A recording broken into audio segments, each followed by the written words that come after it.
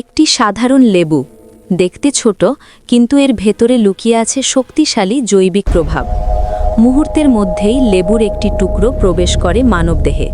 Camera ধীরে ধীরে ঢুকে যায় শরীরের ভেতরে। দেখা যায় হৃদস্পন্দন, শ্বাস প্রশ্বাস আর হজম যন্ত্রের জটিল কিন্তু নিখুঁত সমন্বয়। পেটের ভেতরে লেবু ভেঙে যায় শক্তিশালী গ্যাস্ট্রিক অ্যাসিডে। শুরু হয় রাসায়নিক বিক্রিয়া। এরপর ক্ষুদ্রান্তে মাইক্রোস্কোপিক স্তরে ভিটামিন সি ও খনিজ উপাদান শোষিত হয়ে মিশে যায় রক্তে। লাল রক্তকণিকার সাথে ছুটে চলে শক্তির কণা। মস্তিষ্কে জ্বলে ওঠে নিউরনের বৈদ্যুতিক সংকেত। মন হয় সতেজ, সচল। পেশিতে পৌঁছে শক্তি।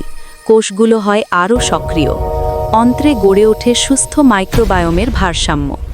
তবে অতিরিক্ত লেবু হতে পারে ঝুঁকির কারণ। পেটে জ্বালা, ত্বকে অস্বস্তি, হঠাৎ শক্তির পতন। লেবু তাই শক্তি ও সতর্কতার প্রতীক। সঠিক পরিমাণেই এর প্রকৃত উপকার।